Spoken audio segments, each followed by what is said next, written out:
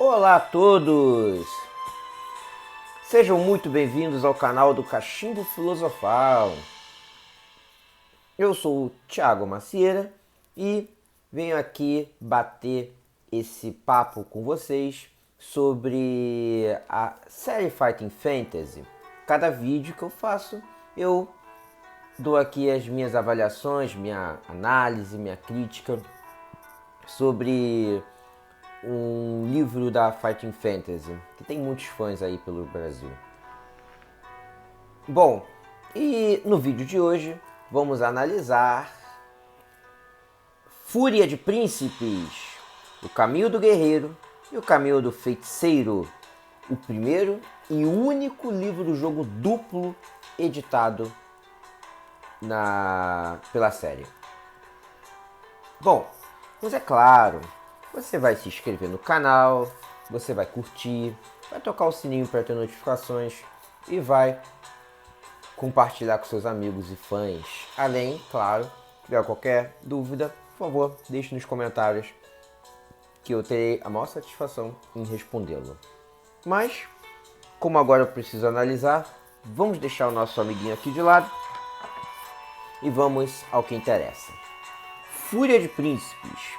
Ele foi publicado na Inglaterra em 1986 e recebeu o título em inglês Clash of Princes, The Way of Warrior, The Way of Warrior, que é o caminho do guerreiro, e The Way of Warlock, o caminho do feiticeiro, certo?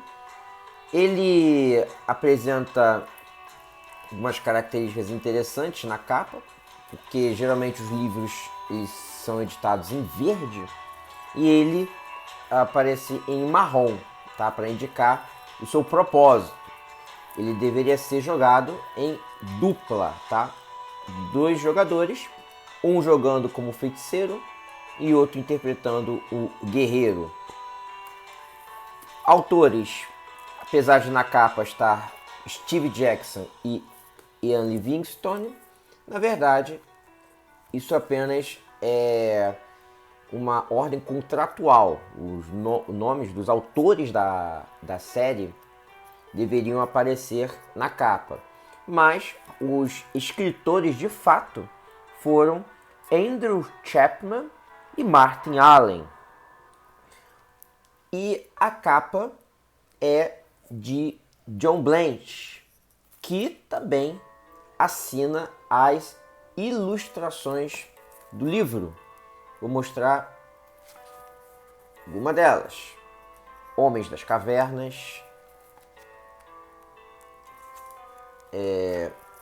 um morto-vivo e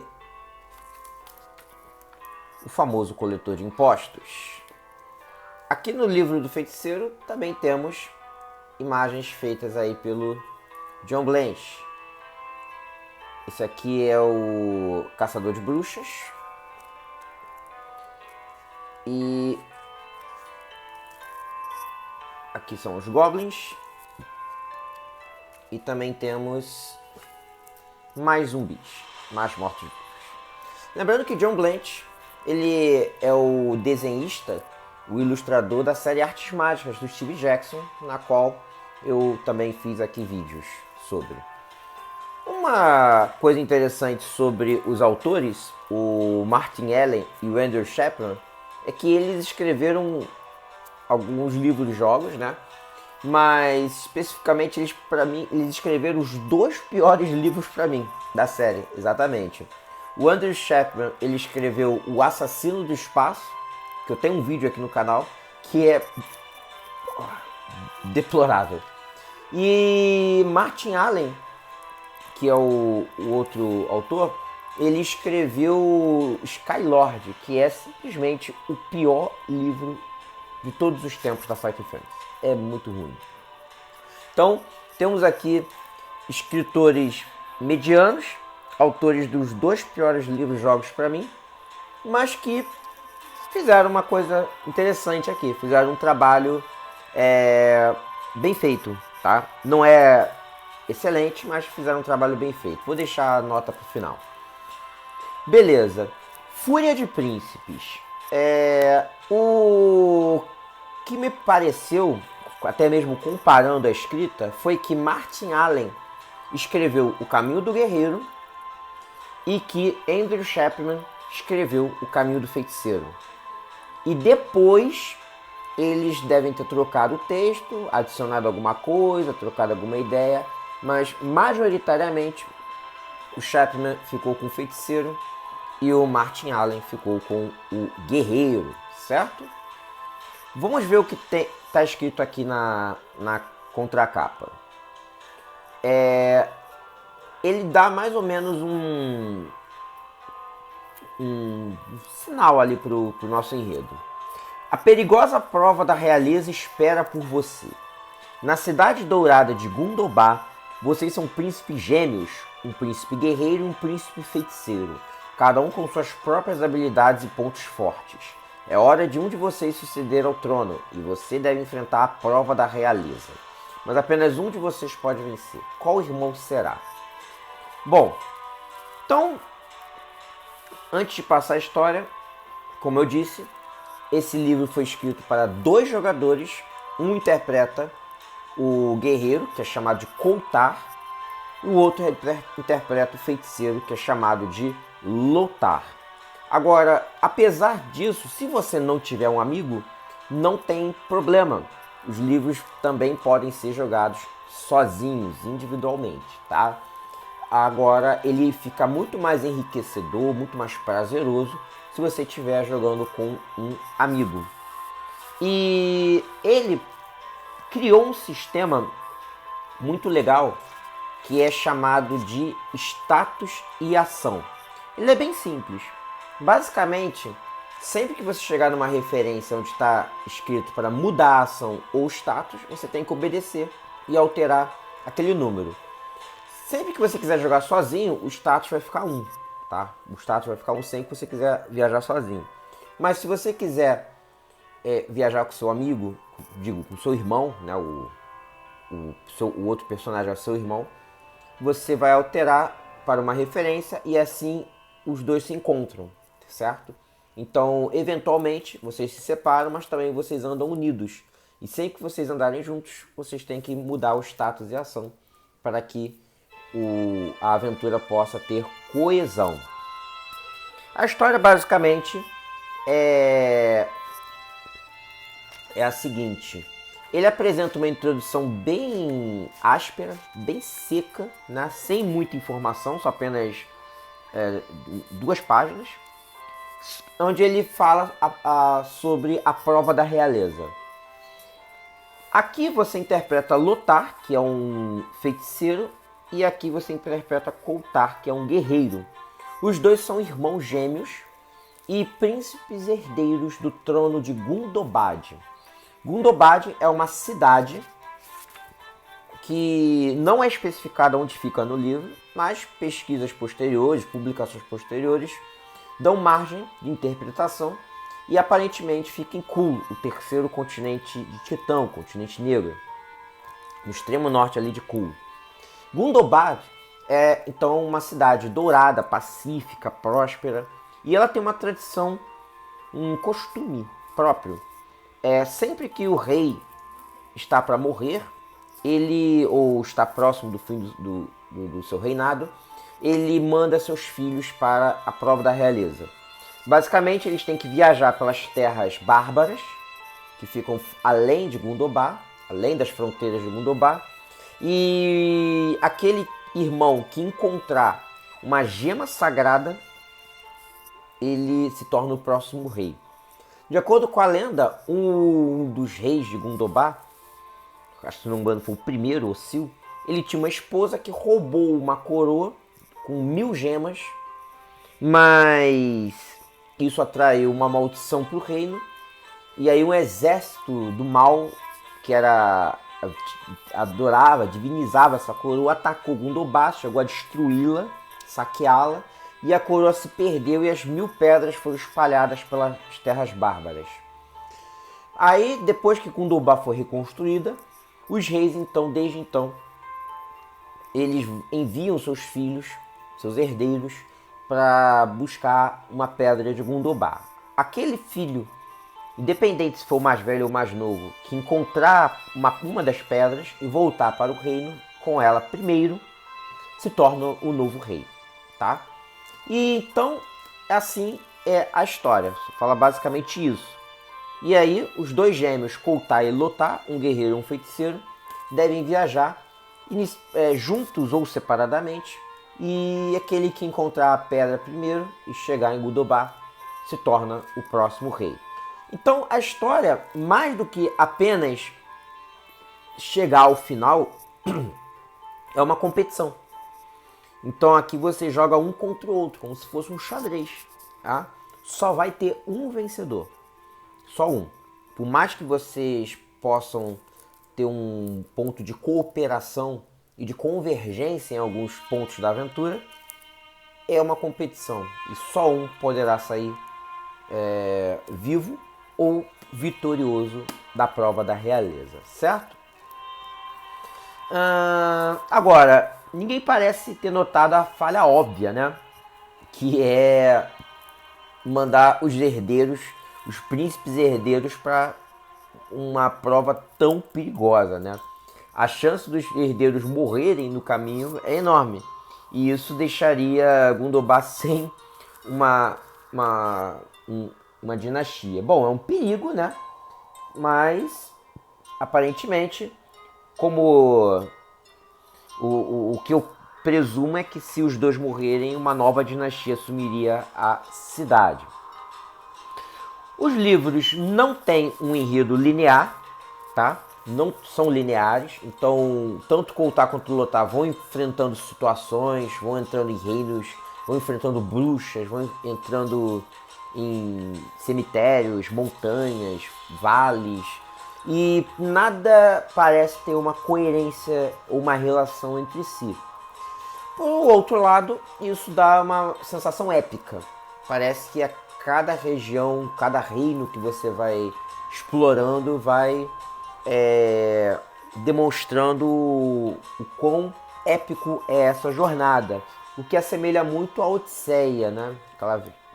Uma viagem cheia de situações, de aventuras, de perigos a serem enfrentados. Mas nenhum deles tem uma grande relação entre si, certo? Cada livro tem cerca de 500 referências, tá? O que realmente é uma aventura grande, mas, na verdade, como ele foi projetado para 2 jogadores, se você jogar sozinho, você não vai ter que passar pelas 500 referências. E como o enredo não é linear, você pode pegar vários caminhos para chegar até o final, você não passa muito tempo. Na verdade, em apenas um dia, jogando sozinho, você consegue vencer a aventura. Se você jogar com 2 jogadores, talvez vai precisar ir de 2 dias, tá, para terminar. Agora, o fato de ele não ser linear deixa uma aventura um tanto frustrante em alguns pontos. Por quê? Ele possui um labirinto, né? Tudo à esquerda e direita. Chegou na floresta, seguir a trilha da esquerda, a trilha da direita. Você chega na caverna, você vai virar à esquerda, vai virar à direita. Tem muitas situações assim, o que eu acho um desperdício. Não que seja ruim, isso dá uma sensação de mistério. Se você pegar o caminho errado, você pode morrer, né? Mas o grande problema é que o livro não te dá nenhuma pista de qual é o caminho certo. E o mapa que vem na contracapa é inútil. O mapa não serve para absolutamente nada. Ele tem poucos pontos de referência, você não visita todo o mapa e ele simplesmente não te ajuda em absolutamente nada. O que eu acredito que tenha ocorrido é que esse mapa, como ele foi feito na Inglaterra e os roteiristas estavam na Austrália escrevendo, então houve um problema de comunicação, né? E acredito que isso prejudicou um pouco essa coerência que deveria haver entre o mapa e o texto. Agora, apesar disso, Fúria de Príncipes é muito inovador, tá? É a primeira mecânica para 2 jogadores que foi feita, certo? É um livro-jogo que funciona assim. Um jogador lê em silêncio sua aventura até chegar numa sessão onde ele pode vir a encontrar o seu irmão. E aí nesse ponto ele tem que esperar, fechar o livro, aguardar o outro chegar naquela mesma referência, naquela mesma sessão para se encontrarem. E aí eles vão fazer a aventura juntos. Então é uma estrutura semi-cooperativa, muito inteligente, muito intrigante. Por quê? Ao mesmo tempo que você é um rival, você precisa ganhar do seu amigo, do seu jogador, do seu irmão que está jogando contigo, você também tem que ajudá-lo, né? Porque há situações onde os dois estão enfrentando perigos reais, que vão colocar em risco a vida dos dois, então eles precisam ser cooperativos aí para vencer a situação, ao mesmo tempo que é uma competição. Há uma regra aqui bem clara, que não está especificada, mas que você nota diretamente. Você não pode enfrentar o seu irmão na aventura. Você não pode ferir o seu irmão. Você compete com ele, mas não pode feri-lo. Embora exista aqui algumas situações um tanto sujas. Por exemplo, há uma hora que o Lothar ele encontra 3 ogros e o Lothar pode negociar com esses ogros para que esses ogros enfrentem o seu irmão que está indo no outro caminho. Possam lá e bater nele, matá-lo. Então há essa situação aqui, né? Você pode jogar sujo para atrapalhar o seu irmão, mas você não pode lutar com ele diretamente. Outro ponto que a gente pode analisar aqui é que leitores rápidos, aqueles que leem muito rápido, podem ficar impacientes, porque tem que esperar o seu irmão chegar numa determinada referência para se juntarem, né? E se o outro jogador for muito lento, você vai ter que ficar esperando. Aí você pode fazer uma outra coisa, vai tomar um café, vai tomar um pouco de ar. Aí quando ele chegar, ele te chama e aí os dois voltam a se unir, tá? É uma ideia muito original de fato. E outra, quando vocês estão juntos, cada jogador lê da perspectiva do seu próprio personagem. Então, por exemplo, tem uma área aqui que o Lothar cai no alçapão, direto num rio e é levado. E aí na parte do guerreiro, mostra essa descrição. Você vendo o seu irmão sendo levado correnteza e se separando, tá bom? Outro ponto é que o sistema de combate ele é muito legal, tá? Aqui no guerreiro não muda muito. É a mesma regra dos antigos livros da Fighting Fantasy, né? A porradaria come solta. É pancada atrás de pancada. Aqui você tem que ter uma habilidade de pelo menos 10 para cima se você quiser sobreviver. Há inimigos fracos? Mas também tem uns inimigos aqui de habilidade 11, 12 que vão te arregaçar se você não estiver preparado. Já no sistema do feiticeiro, há algum ponto de equilíbrio. Você começa naturalmente mais fraco que o seu irmão.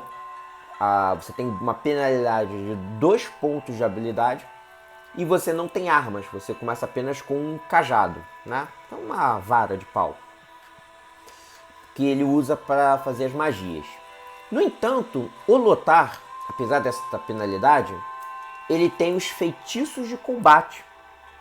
Ele tem uma lista com 8, 9, 10, 11, 12, 13 feitiços de combate que podem ser jogados antes de começar uma luta contra um oponente.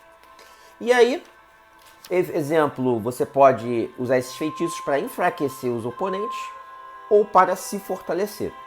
Então, digamos, o feitiço aqui, fraqueza. Você está enfrentando um orc e aí o Lothar pode, antes de começar a batalha, reduzir a energia do orc para metade do seu valor. Entendeu? Isso já facilita bastante.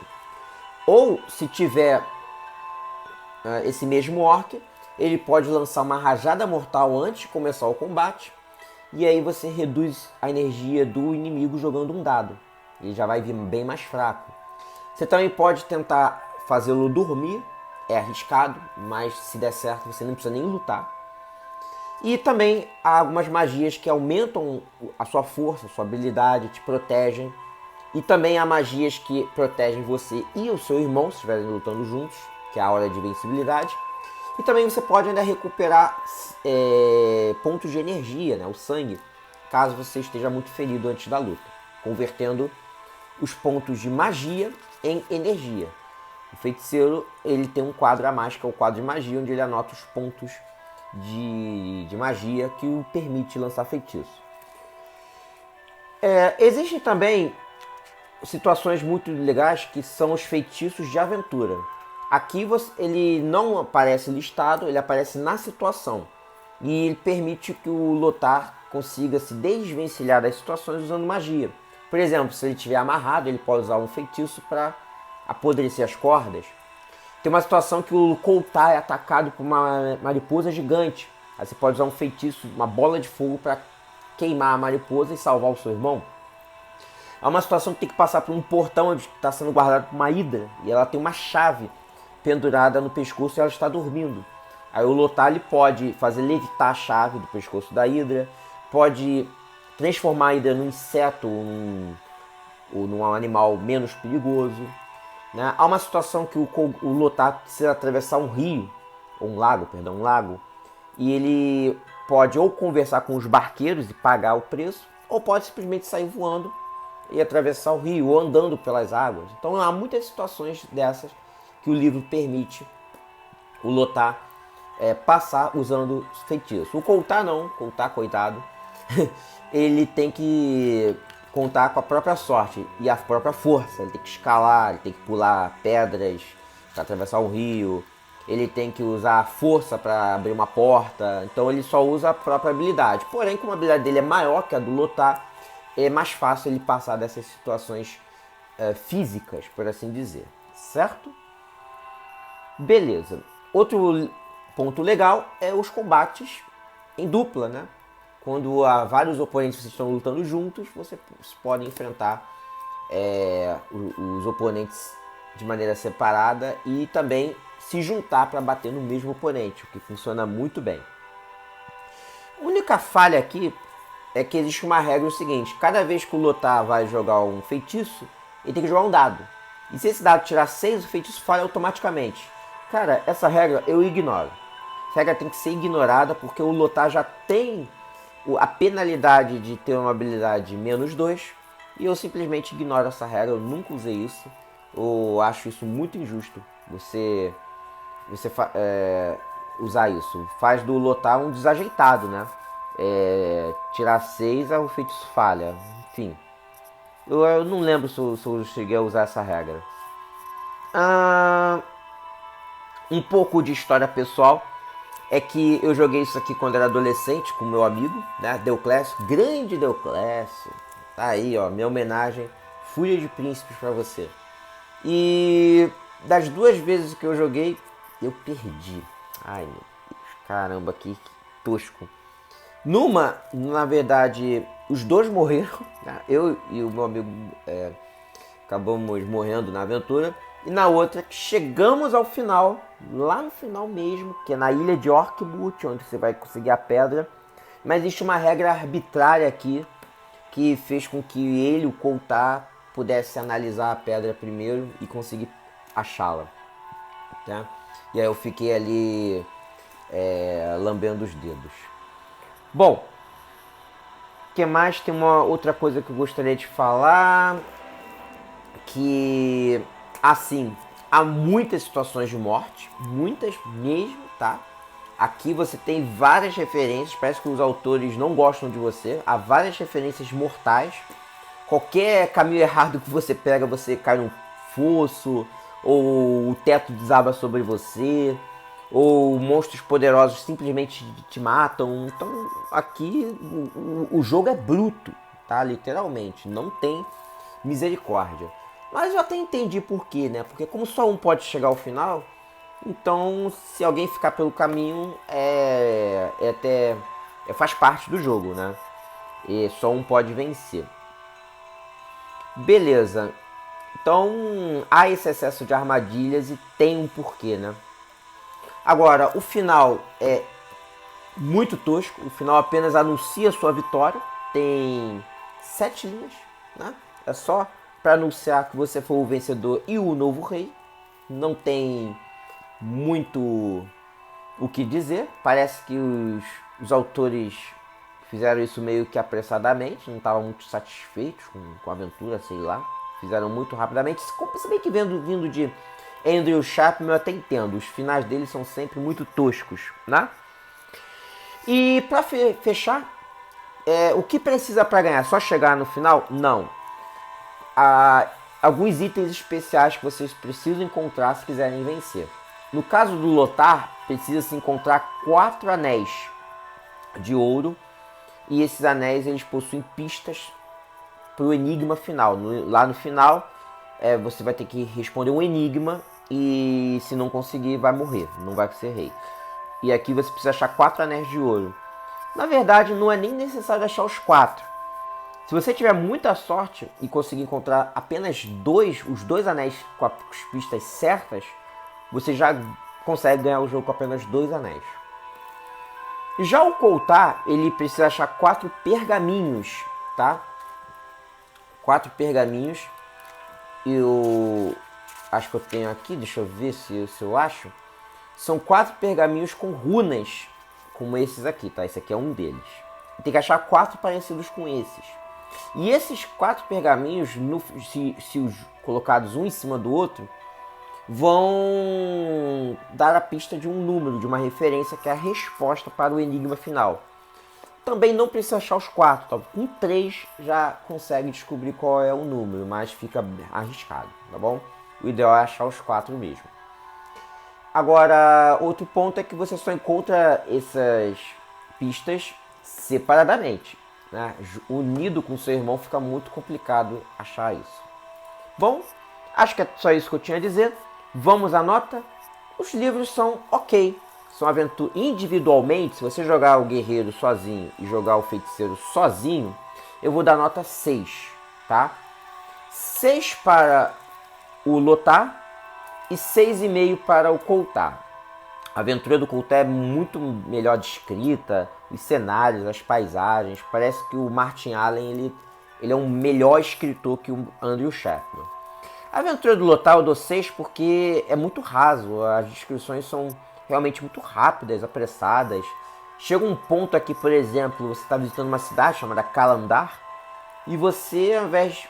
O que faria um personagem normal? Visitaria o mercado, né, conversaria com as pessoas? Não, ele simplesmente vai direto para o porto, compra uma passagem de navio e não visita a cidade, né? Não tem nada, é isso. Então, nota 6 para o Caminho do Feiticeiro e 6,5 para o Caminho do Guerreiro.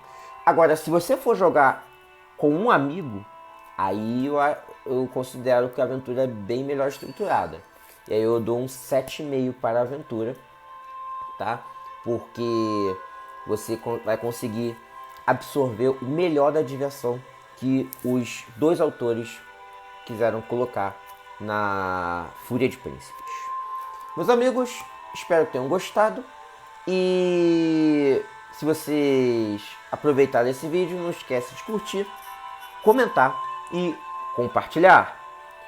A todos, fica aqui o meu ótimo sábado, feliz dia dos professores e até o próximo Cachimbo Filosofal.